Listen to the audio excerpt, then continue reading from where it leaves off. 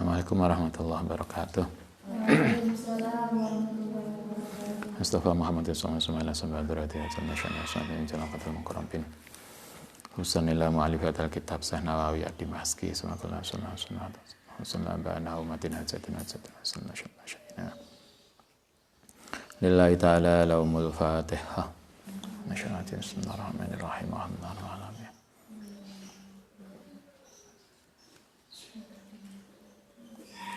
Bismillahirrahmanirrahim.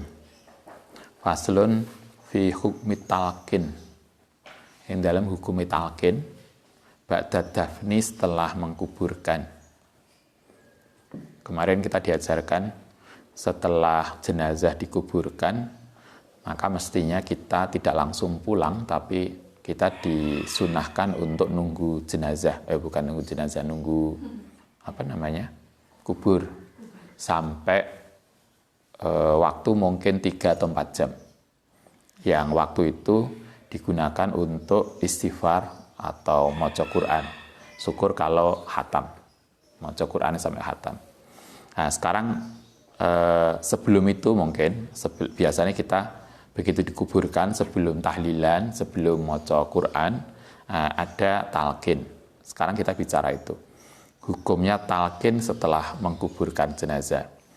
Wa amma talqinul mayit.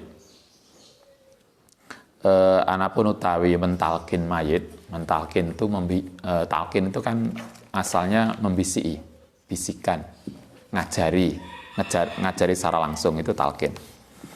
Ba'da dafni iku faqat qala, teman-teman telah ngendika sapa jamaatun, segolongan kasirun, segolongan besar min ashabina, saking sahabate Syekh Nawawi, bi istihbabihi, kelan hukum sunnah. Talqin itu sunnah. Jadi begitu jenazah dikuburkan, kita disunahkan untuk mentalqin, ngajari jenazah tentang sesuatu yang akan terjadi. Famiman iku setengah saking wong naso, yang menentukan, memberikan nas ala istihbabi ngatasi sunai talqin, al-Qadhi Husain, utai Qadhi Husain, salah satu tokoh yang memberikan fatwa sunnah adalah Said Husain fi ta'liqihi, dalam kitab takliknya. Wa sahibu, juga temannya, yaitu Abu Sa'id Al-Mutawalli, fi kitabihi, dalam kitabnya yang berjudul Tatimah. Berarti sudah 2. Kemudian yang ketiga, Wasyih Al-Imam Az-Zahid Abul Fathi Nasrul Ibrahim Ibn Nasir Al-Maqdisi. Kemudian ada lagi Wal Imam Abu Qasim Ar-Rafi'i wa ghairuhum. Wa naqalahu sapa Abul Husain Anil Ashabi. Nah, berarti banyak tokoh, banyak imam di dalam hadis maupun fikih yang memberikan fatwa sunnah. Karena itu kita biasanya mentalkin itu. Walaupun mungkin ada sebagian orang yang nggak mau. Kayaknya ada toh yang menganggap talqin itu bid'ah. Ada juga loh. Tapi kalau kita baca kitab ini, sebagian besar ulama justru menghukumi sunnah. Karena itu kita biasa melakukan itu dengan talqin. Lafadzil talqin itu apa? Nah, sekarang hukumnya udah hukum talqin sunnah. Wa amalah duhu, anapun utai lafadznya talqin,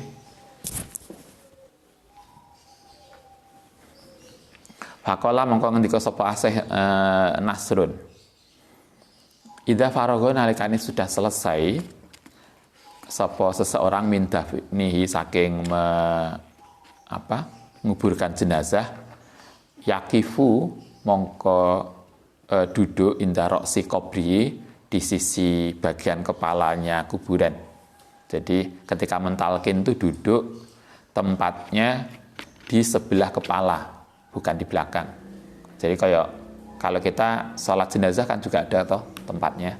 Kalau Anda sholat jenazah, kalau jenazahnya laki-laki, kita imamnya di bagian kepala. Kalau jenazah perempuan, imamnya di bagian tengah. Pernah sholat jenazah toh? Oh, nggak pernah.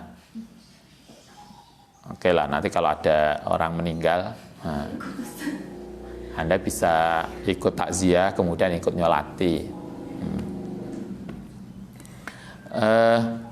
Wayakulu, nah ini kalimat talqinnya. Ya fulan bin fulan, kang sopo putrane sopo. Uzkur, ingatlah al-ahda ing janji alladzi kharajta, kang telah keluar sopo sira ali ngatasi ahdi minat dunia saking sira.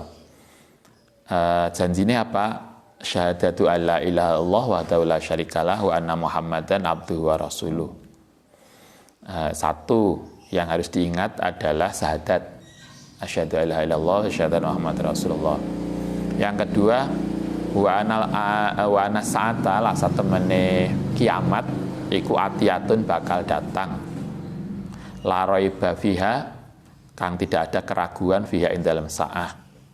Wa anallaha lan satemene Allah taala iku yab asu, bakal mengutus sapa Allah man ing wong fil kuburi ing dalam kubur. Kita diingatkan begini bahwa kita bersaksi tiada Tuhan selain Allah dan kanjeng Nabi Muhammad utusannya, bahwa kiamat akan datang dan bahwa nanti ketika orang ini sudah dikubur sebentar lagi akan datang utusan Allah, yaitu malaikat siapa? Mungkar Nakir yang akan menanyai. Fakul, karena itu ngucapo sapa sira raditu billahi robba. Pertanyaannya biasanya lah yang pernah ikut ngantarkan jenazah yang kuburan, lane ikut lah ben ngerti. Bukan kok pernah takziah boten, ikut ke kuburan boten. Terus nanti kalau Anda menjelaskan ke muridnya ya apa? Oh, ini nanti kamu ikut sendiri-sendiri ya. Ibu ini belum pernah ikut. Karena itulah ikutlah biar tahu. Kita biasanya kalau di kuburan, kita salah satu dari kita, biasanya Pak Mudin, nalkin.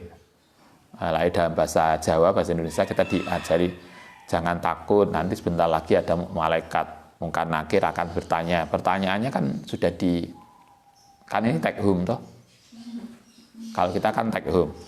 Man robuka, man nabiuka, pengiranmu sopo, nabimu siapa, agamamu apa, dan seterusnya. Raditu billahi robba, wabil islami dina, wabil muhammadin nabiyya, wabil ka'bati kiblatan, kiblat kita Ka'bah, wabil qur'ani, dan Qur'an imamah sebagai imam, wabil muslimina, orang-orang Islam, ikhwanan, saudara kita. Rabbiyallahu la ilaha illallah wa huwa rabbul arsyil azim. Itu kalimat talqin kalau mengikuti Syekh Nasr. Tapi kalau yang lain ada lagi, hadza lafdzu Syekhi Nasrul Al-Maqdisi fi kitab At-Tadzib. Itu tadi dalam kitab Tadzib. Wa lafdzul bakina, utai lafat yang lain, lafat talqin yang lain, itu binahwihi, mirip dengan itu. Biasanya yang diajarkan talqin itu, sapa pengiranmu, siapa Tuhanmu, siapa nabimu, apa kitab sucimu, apa agamamu. Kan mungkin hanya 5 ya, 5 atau berapa pertanyaan kubur. Tapi intinya kan Tuhan siapa, kanjeng Nabi kita siapa, agama kita apa. Nanti kalau Bien masih ingat kecilan, kalau Ustaz dulu kecilan, kalau mau sholat itu enak pujian. Salah satu pujian yang kita lantunkan adalah ini, talqin itu. Sopo pangeranmu dan seterusnya, sampai kita diajari siapa imam kita, Imam Syafi'i. Itu kan sudah bukan talqin, tapi itu ngajari tentang kita, anak didik kita, anak-anak kecil kita, bahwa kita tahu kita itu mazhab apa. Itu jelas. Karena salah satu talqin itu selain kalau di kuburan, selain untuk mentalqin jenazah, sesungguhnya kan mengajari kita yang ada di sekitar kita toh. Wa fil lahdi ba'dihim, laniku sebagian dari lafaz sebagiannya nasun anhu, utayono ketentuan anhu saking Abu Nasr. Sumaminhu mayakulu, Sebagian orang talqinnya ada yang nyebut ya Abdullah bin Amatillah. Kalau tadi kan Fulan bin Fulan, Kang Sopo putrane Sopo. Kalau ini Abdullah anake Sopo. Wa minhum mayakulu ya Abdullah ibnu Hawa. Ada yang Abdullah ibnu Amatillah, ada yang Abdullah ibnu Hawa. Ibnu Hawa itu berarti kan putrane Hawa, itu ibu Hawa ya. Wa minhum mayakulu ya Fulan bi ismihi ibnu Amatillah. Terserah bisa disebut namanya atau disebut yang lain. Au ya Fulan ibnu Fulan. Semua bermakna sama. Wasuila lan ditanya sapa Syekh Al-Imam Abu Amr ibnu Salah rahimallahu taala an hadza talqin, saking talqin ini. Faqala fi fatawihi. Imam Ibnu Amr ibnu Salah pernah ditanya tentang talqin. Itu ada di dalam kitab Fatawi juz 1 halaman 261. At-talqinu utai talqin huwa iku alladzi nahtaruhu yang milih sapa kita ing talqin wa na'malu lan nglakoni sapa kita ing talqin fa dzakarahu jama'atun min ashabina al-Khurasani, yang termasuk yang dilakukan oleh orang-orang Khurasan, daerah Khurasan di Iran. Qala waqad rawaina, teman-teman ngeriatakan fi dalam talqin hadisan min hadis Ibnu Umamah, saking hadis Abi Umamah, laisa bil qaimi kang ora ana bil qaimi apa isnadu walakin itadoda berpegangan bisa wahida kelan beberapa sahid wabi amali ahli sami lan kelawan prilakune para ahli Sam penduduk Damaskus Qadiman. Qala talqin ini salah satu dasarnya adalah hadis yang diriwayatkan oleh Abi Umamah. Satu. Yang kedua adalah berdasarkan beberapa perilaku sahabat yang melakukan itu. Itu dasar talqin. Qala wa amma talqinu tifli, itu talqin orang besar. Kalau ada orang sudah dewasa meninggal, maka ditalqin. Kalau ditanya, "Lapa kok talqin? Dasarnya apa?" Kalau di sini dikatakan dasarnya talqin adalah hadis yang diriwayatkan oleh Abi Umamah. Jadi ada hadis satu. Yang kedua adalah dari perilaku amalan para sahabat, baik yang ada di Damaskus maupun di Khurasan. Tetapi berarti mungkin di Mekah Madinah tidak ada.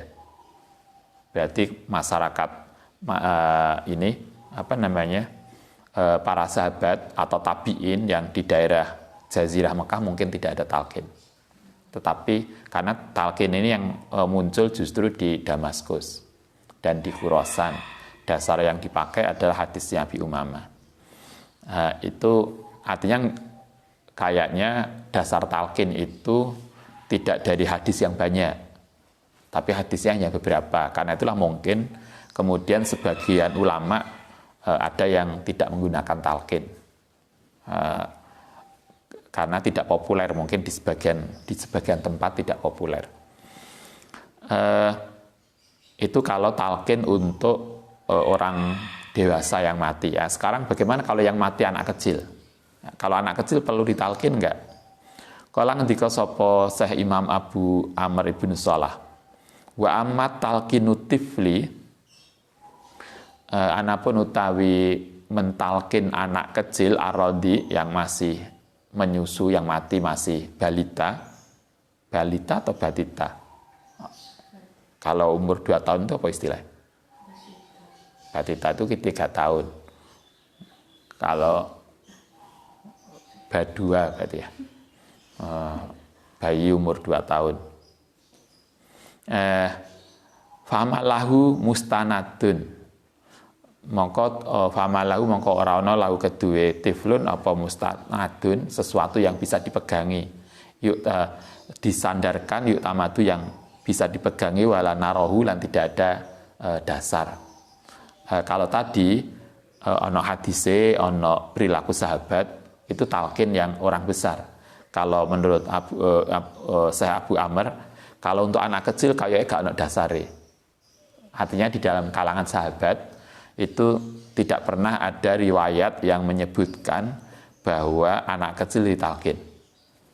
Berarti anak kecil tidak perlu ditalkin, karena para sahabat juga nggak melakukan dan tidak ada sandaran hadisnya. Yang ada adalah yang besar.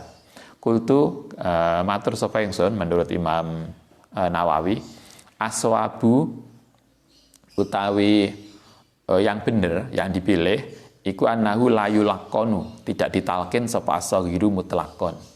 Berarti yang benar adalah kalau yang mati anak kecil atau balita lah yang masih menyusu, maka tidak perlu talkin. Lain mati ya sudah dikuburkan dan seterusnya. Karena dia kan belum dosa dan belum mukallaf, sehingga dia kemudian tidak perlu ditanya malaikat. Nah, karena tidak perlu ditanya malaikat, maka tidak perlu ditalkin. Anak kecil yang meninggal tidak perlu ditalkin. Sawaun kana padha ana sapa saghir iku rodian, masih menyusu, balita, baduta yang kurang dari 2 tahun, au akbaro atau lebih besar minhu saking saghir. Yang rodi tadi malam ya selama belum sampai sapa anak kecil tadi wayasiru lan sampai mukallaf, mukallaf. Jadi kalau dia belum balik, maka berarti dia belum kena kewajiban. Karena belum kena kewajiban, maka ketika dia meninggal tidak perlu ditalkin. Berarti yang ditalkin hanya orang yang mati setelah balik. Yang sebelum balik tidak ada talkin. Nah, itu talkin.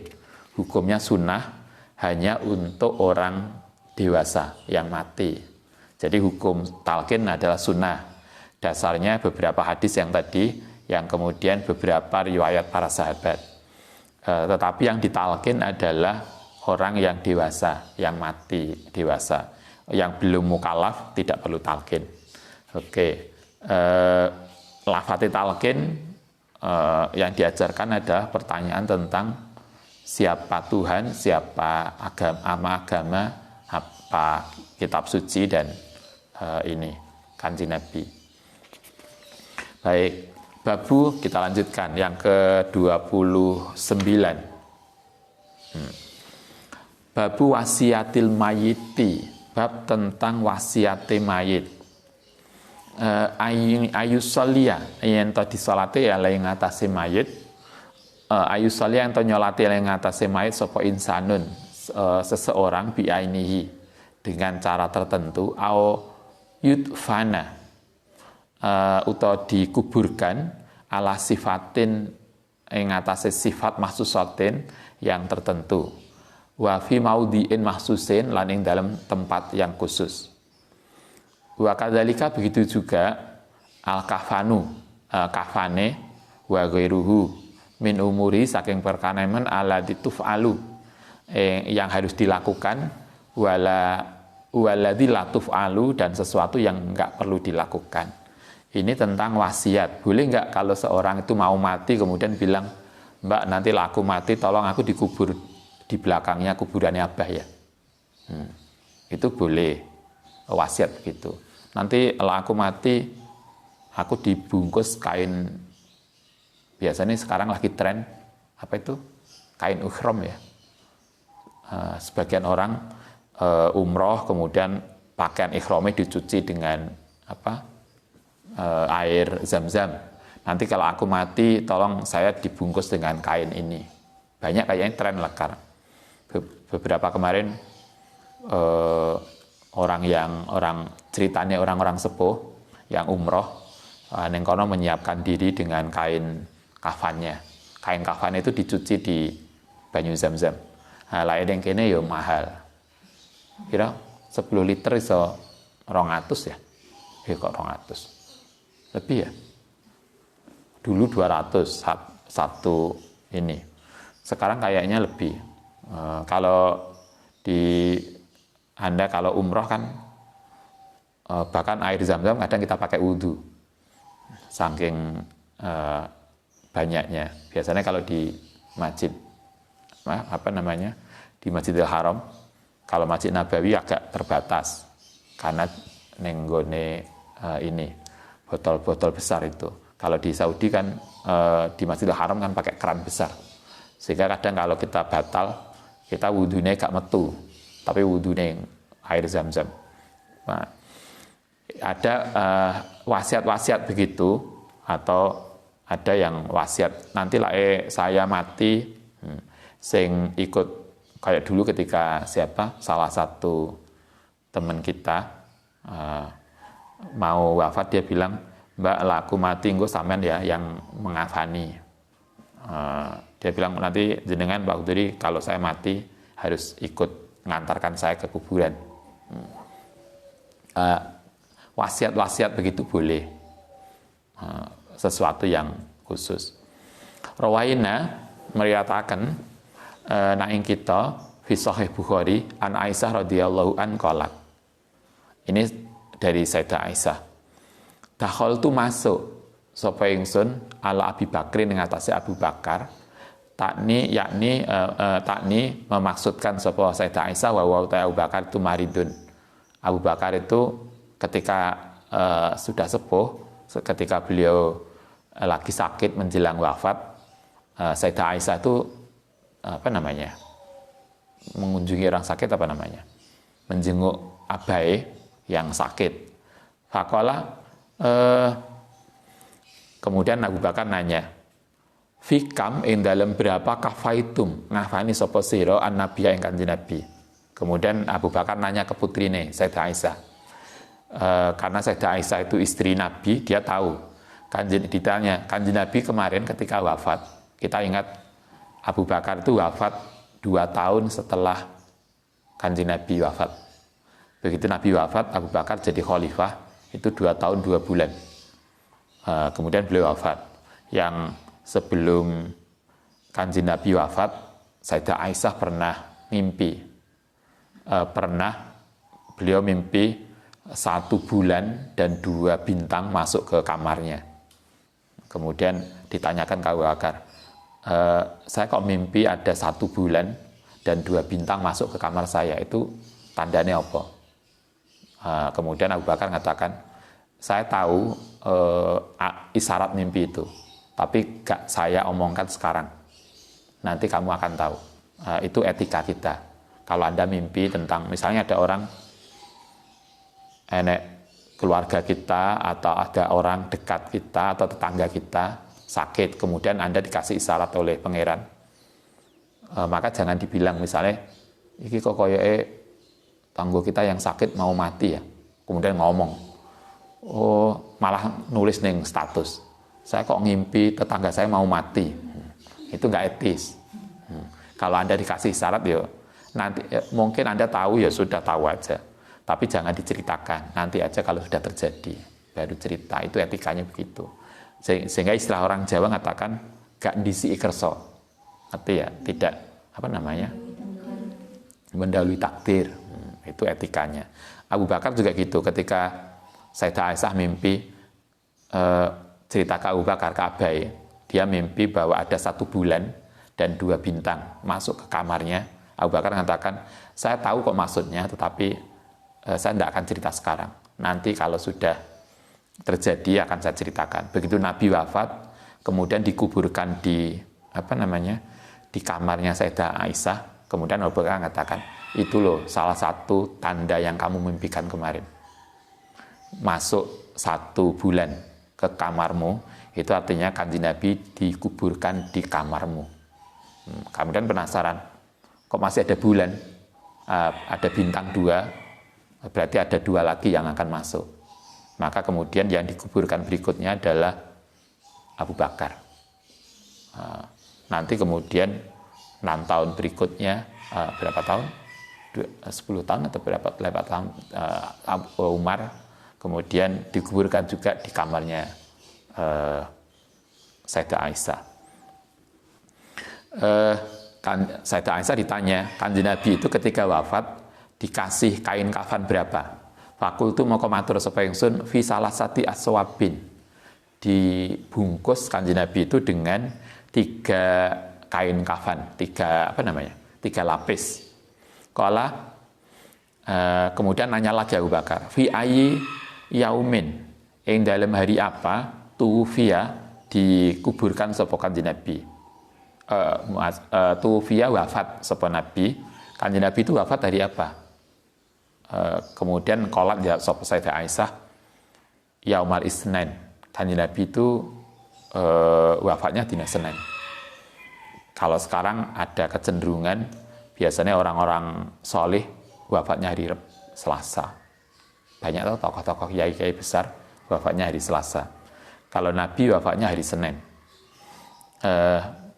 Kemudian begitu ditanya Sayyidah Aisyah hari Kanjeng Nabi wafat hari Senin, apa jawabannya Abu Bakar?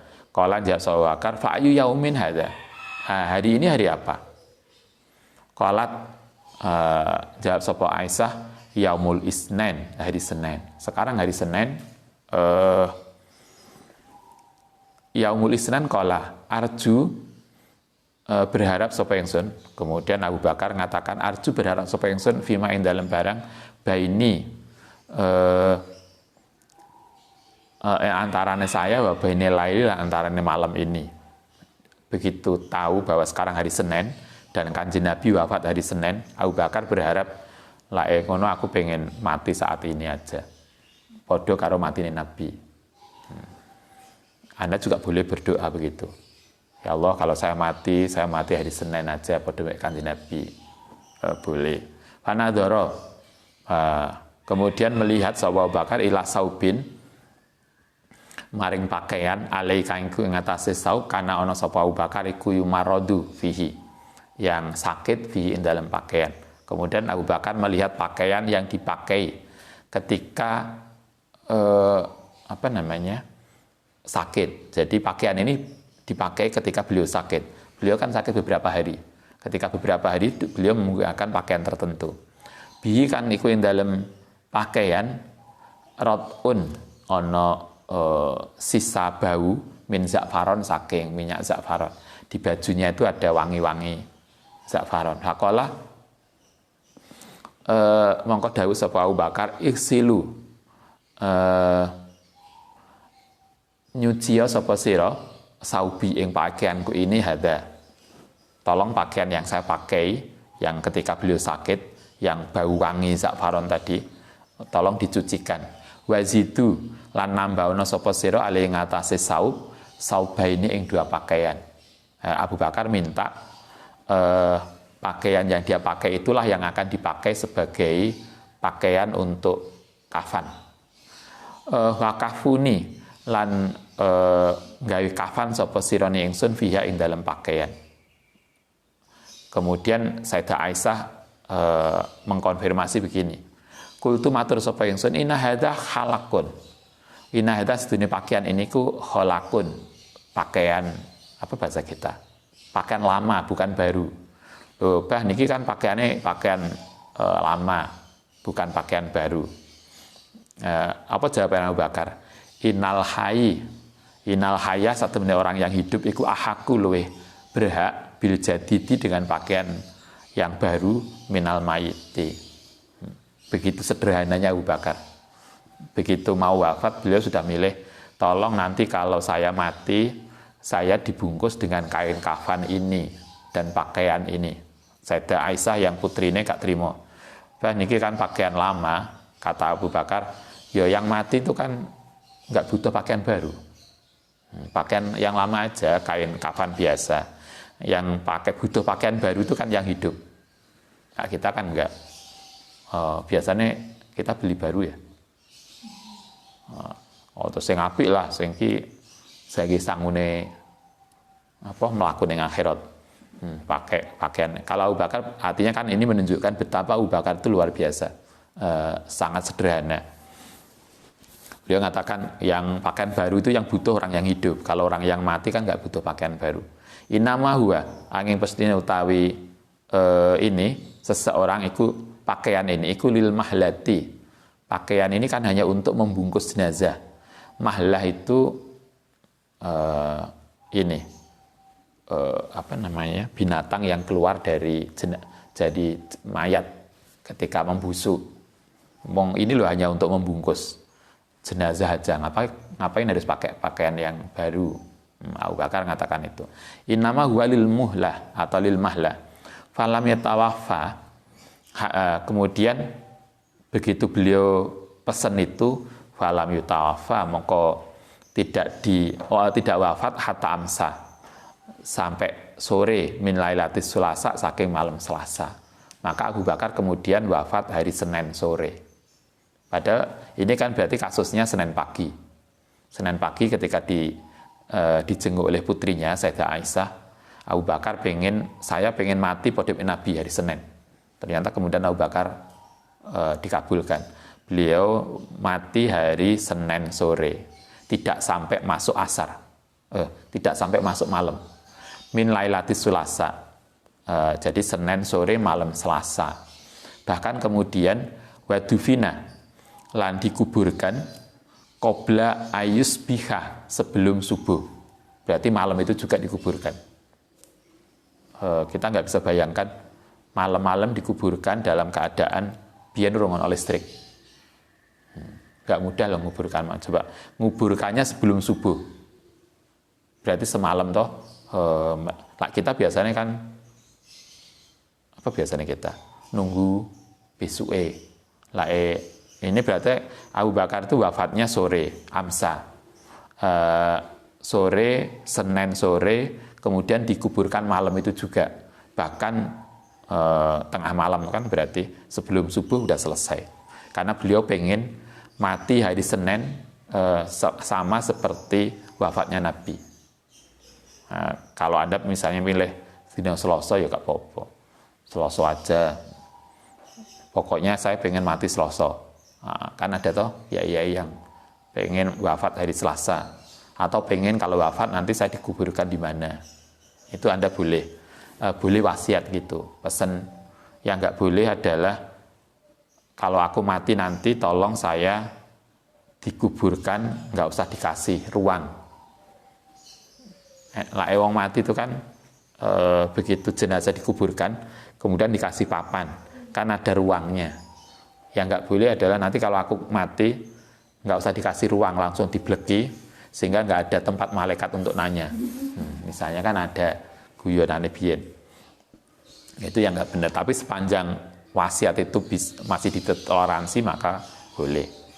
Qauluhu kultu matur sapa ingsun Imam Nawawi, qauluha utawi dawe Sayyidah Aisyah, yaitu rotun, lafat rotun di atas, bihi rotun min za'faron, bi fathil ra'i, dan wawa itu al-asaru, yaitu bekas za'faron. Beliau ingin Abu Bakar itu dibungkus dengan kain kafan yang tidak bau wangi, sehingga bau za'faron tadi minta dicuci. Kalau kita biasanya malah dikasih wangi-wangi ya, enak kembang-kembang yang wangi, itu silakan juga.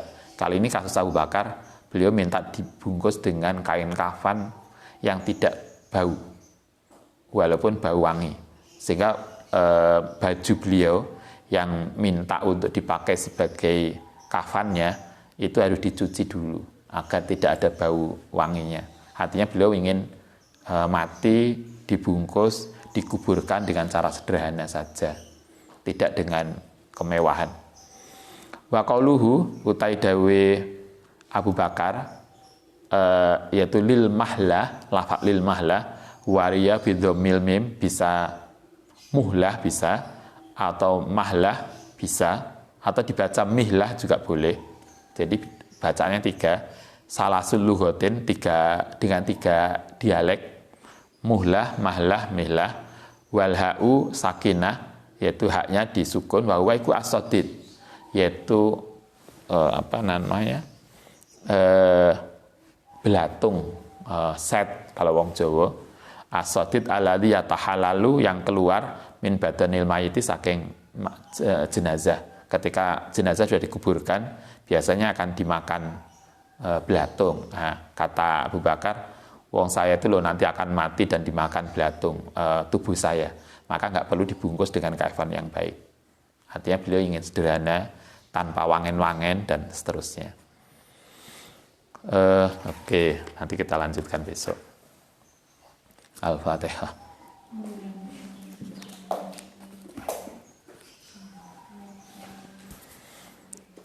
Rabbana wafa'na bima lamtana.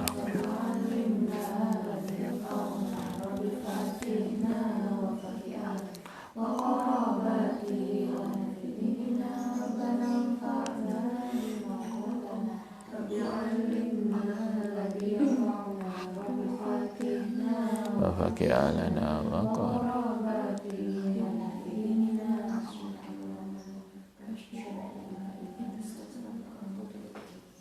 Assalamualaikum warahmatullahi wabarakatuh.